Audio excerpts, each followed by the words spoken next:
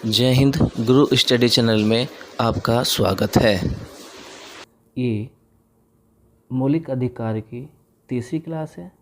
आज हम इस वीडियो में शोषण के विरुद्ध अधिकार अनुच्छेद 23 से 24 पर चर्चा करेंगे। चलिए देखते हैं 23-24 में क्या कहता है। वैसे 23 से 24 जो है शोषण के विरुद्ध अधिकार है, इस पर बात करते हैं। शोषण किसका और कैसे, अनुच्छेद 23 क्या कहता है, अनुच्छेद 24 क्या कहता है, इसमें हम बात करते हैं। चलिए, अनुच्छेद 23 किससे संबंधित है? मानव व्यापार एवं बलात् श्रम का निषेध करता है। मानव व्यापार एवं बलात् श्रम, दो चीज़ें हैं, एक तो मानव व्यापार और दूसरी बलात् श्रम। इसका निषेध करता है, इसको रोकता है। कैसे कहता है कि यह अधिकार नागरिकों एवं गैर नागरिकों दोनों को प्राप्त है। यानी कि नागरिक हो या नागरिकों का जो नगर में रहता है, यानी कि अपने देश का होगा, जो दूसरे देश का भी होगा, उनके दोनों को ये अधिकार प्राप्त है।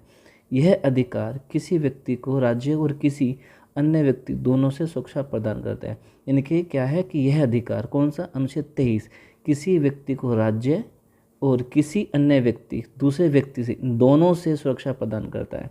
ये राज्य से भी सुरक्षा प्रदान करता है और किसी अन्य व्यक्ति से, दोनों से ही सुरक्षा प्रदान कर रहा है। अनुच्छेद 23 राज्य को यह अधिकार देता है कि राज्य सार्वजनिक उद्देश्य के लिए अनिवार्य सेवा, सार्वजनिक उद्देश्य सभी जो सार्वजनिक होगा सभी के लिए होगा, उस उद्देश्य के लिए अनिवार्य सेवा जैसे सैन्य सेवा, सामाजिक सेवा आरोपित कर सकता है, जिसके लिए वह वेतन देने के लिए बाध्य नहीं है।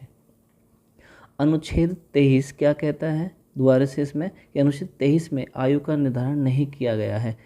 कोई अभी किसके लिए? इनके लिए आयु का निर्धारण नहीं है। वो सैन्य सेवा के लिए भर्तियाँ हो सकती हैं, सैन्य के लिए और कोई काम हो सकते हैं। सामाजिक सेवा, इसके लिए भी कोई एज नहीं है, आप समाज की कैसे सेवा करते हो, ठीक है। आरोपित कर सकता है जिसके लिए वह वेतन देने के लिए बाध्य नहीं। वेतन दे भी सकता है, नहीं भी, इसके लिए बाध्यकारी नहीं कि नहीं देना ही देना पड़ेगा उसको, वह इसके लिए नहीं, ऐसा नहीं है। आयु का निर्धारण नहीं किया गया है। अनुच्छेद 23 में मानव का दुर्व्यापार और बेगार तथा इसी प्रकार का अन्य अभिलाषण प्रतिषिद्ध किया जाता है।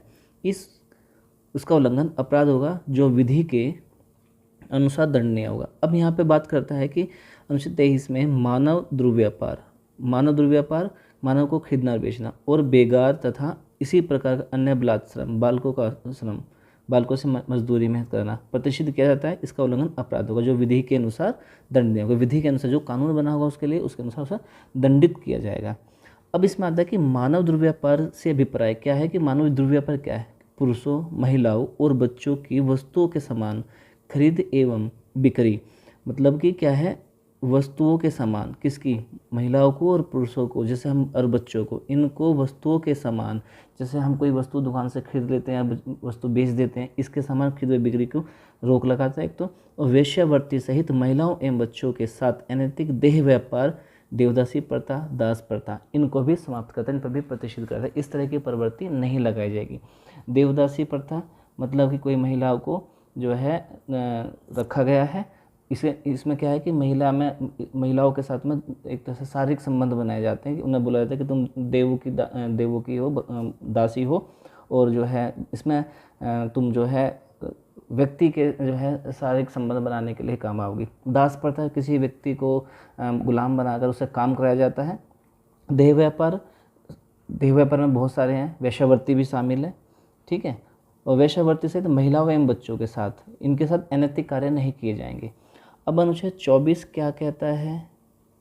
अनुच्छेद 24 कहता है कारखानों आदि में बालकों के नियोजन का निषेध किया जाता है। कारखानों आदि में बालकों के, बालक नहीं लगा सकते। अब बालक कौन से? 14 वर्ष से कम के नहीं लगाए जाएंगे। जैसे फैक्ट्री, खानों या अन्य खतरनाक कार्यों जैसे निर्माण कार्य या रेलवे के कार्यों में 14 वर्ष से कम आयु के बच्चों के नियोजन का निषेध करता है। यानी कि जो भी व्यक्ति होगा, बालक होगा, ना तो फैक्ट्री में काम करेगा, ना इस तरह के खानों में काम करेगा, जो कोई खतरनाक कार्य होंगे इनमें काम करेगा, ठीक है। रेलवे के निर्माण कार्य में काम करेगा, या रेलवे में काम करे, जो रेलवे में जो है मूंगफली, टॉफ़ी वगैरह बेचते हैं या नमकीन वगैरह बेचते हैं, उनमें अगर उनकी आयु 14 वर्ष से कम है तो उनमें वो परिसंगठन में चीज़ों में कार्य नहीं करेंगे, ठीक है।